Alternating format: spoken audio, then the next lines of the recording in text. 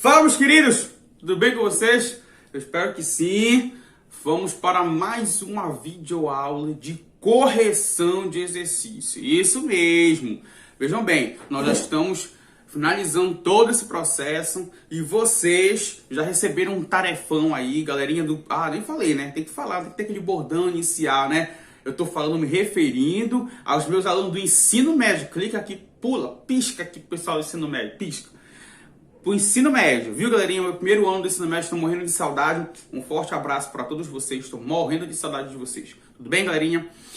Eu passei um tarefão para vocês, não foi? Se foram questões de língua portuguesa, foram 4 questões. Acredito que a maioria conseguiu responder, porque estava muito simples. E eu espero que vocês tenham acertado. Tudo bem, galerinha? Já vamos começar essa correção? Então, vai começar a resolução de exercícios do tarefão. Quando a gente fala de exercícios, né, a gente vai envolver todas aquelas videoaulas que nós já assistimos de vocês. Na verdade, foram só 3 conteúdos que nós ministramos. Está no caderno de vocês, está no livro didático de vocês. Então, acredito que deu para vocês responderem com muita tranquilidade. Tudo bem? Então, vamos à nossa primeira questão. A primeira questão, ela é simples, tá muito fácil de ser entendida, tá? Ela tem a ver com a língua, um assunto língua, fala e linguagem, que eu já falei para vocês tudo bonitinho, não é verdade? Que língua é um instrumento vivo, tá? E ela vai se modificando de acordo com o contexto que eu estarei inserido, tudo bem? Já a linguagem, não, a linguagem é a minha forma de transmitir, de expressar alguma ideia, seja ela por meio da linguagem verbal, não verbal, ou mista. Já trabalhamos também esse tipo de linguagem, tá? Vamos ver então aí a primeira questão. Leia o texto a seguir. Inútil. A gente não sabemos escolher presidente. A gente não sabemos tomar conta da gente. A gente não sabemos nem escovar os dentes. Tem gringo pensando que nós é indigente, inútil. A gente somos inútil. A gente faz carro...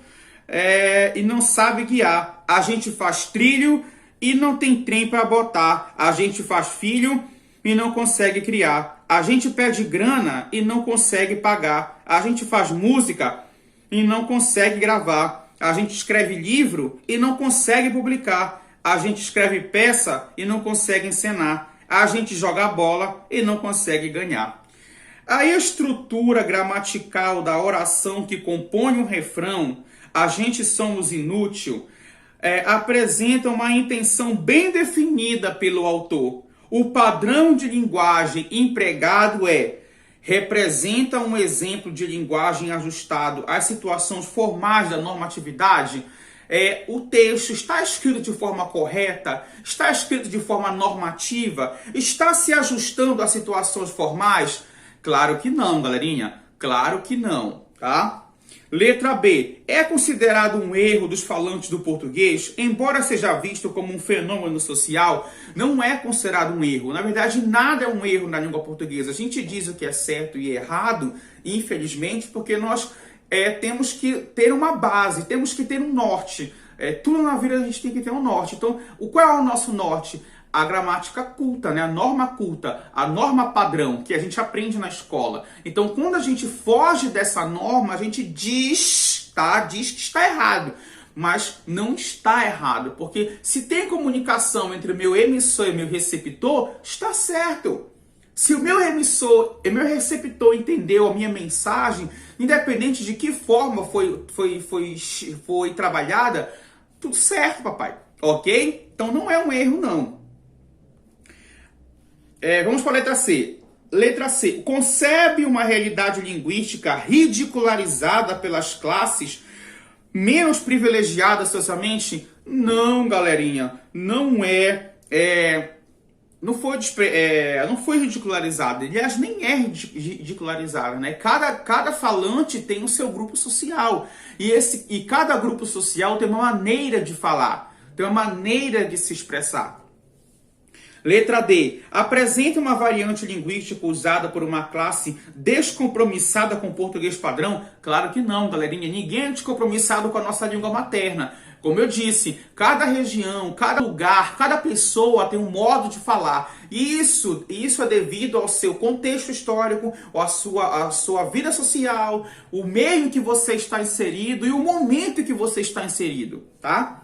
Letra E. É uma variedade linguística não prestigiada socialmente e adequada à crítica que pretende realizar. Galera, realmente é a letra E. Por quê, meus queridos? É uma variedade linguística não prestigiada socialmente? Ela não é prestigiada. Mas ela não é... O fato dela não ser prestigiada não significa que é errada, como foi algumas alternativas aí. É considerado um erro? É considerada ridicularizada? Claro que não.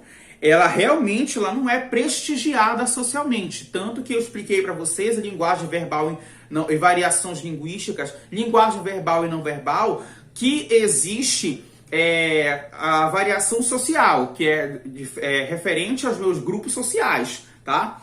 Então, é a letra E, meus queridos. Essa é a resposta correta. Vamos para a segunda questão. A segunda questão é um texto, né, do Garfield, né, uma tirinha. Sobre a tirinha, é correto afirmar: a linguagem verbal é o elemento principal para o entendimento da tirinha? É a linguagem verbal?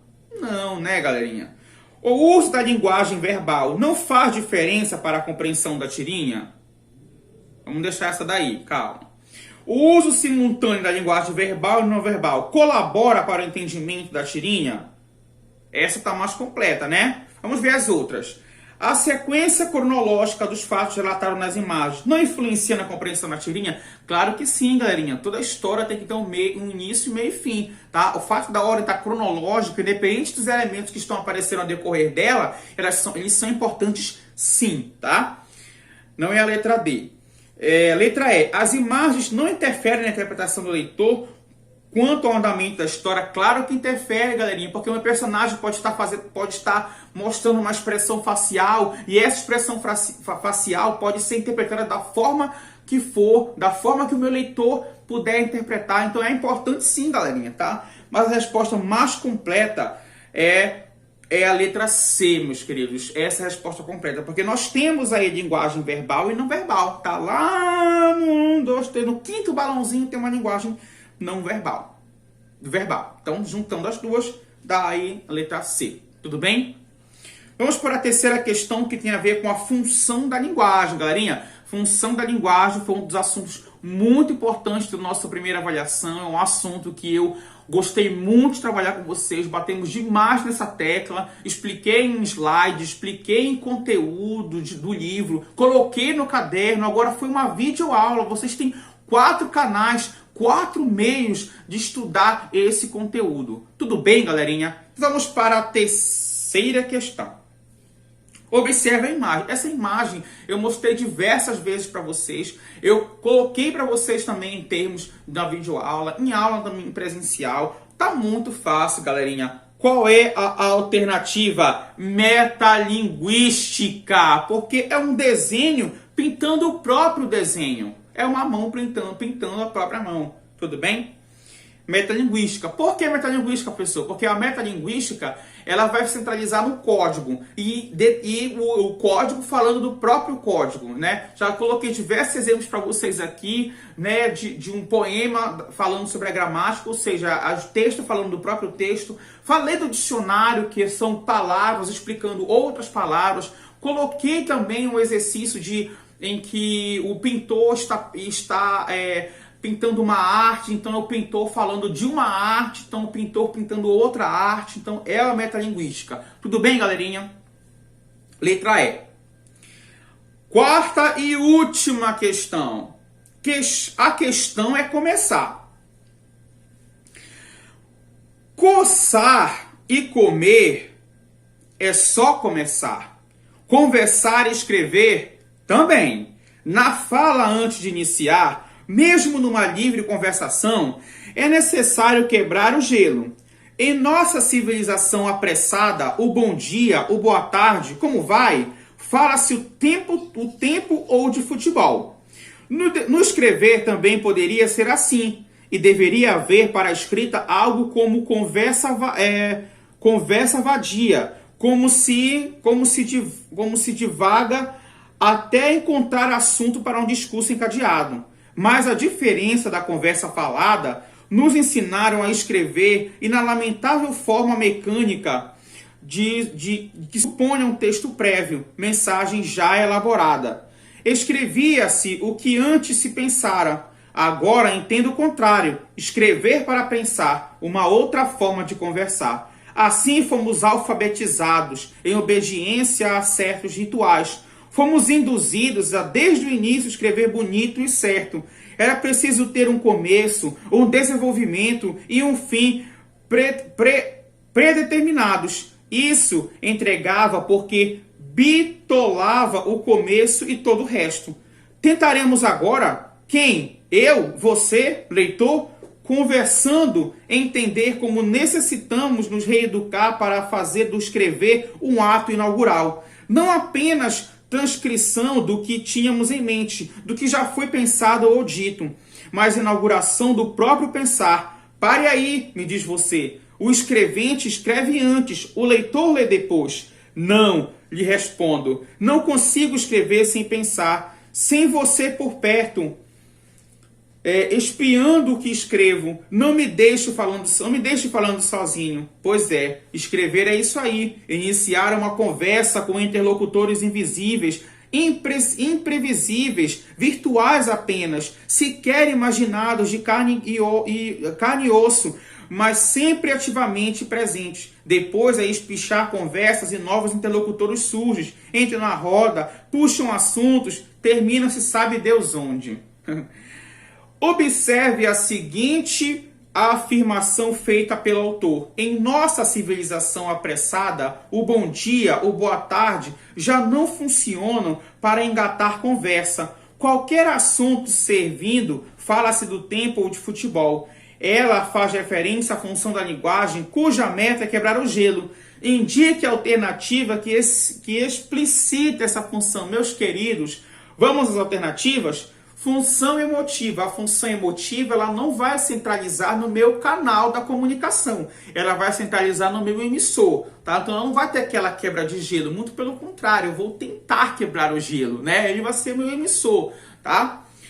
Centralizado no eu. Função referencial. Não, galerinha. Minha função referencial tem a ver com o contexto. Né? Com o que está inserido no contexto. Com o meu assunto. Não tem nada a ver com o canal da comunicação. Função fática é essa, galerinha. A função fática, ela centraliza no canal da comunicação entre o meu emissor e o meu receptor. É ele que vai quebrar meu gelo, é ele que vai fazer eu esticar essa tal conversa dita pelo texto. Tudo bem, galerinha? Resposta correta é a letra C. Tudo bem? Meus queridos, é isso.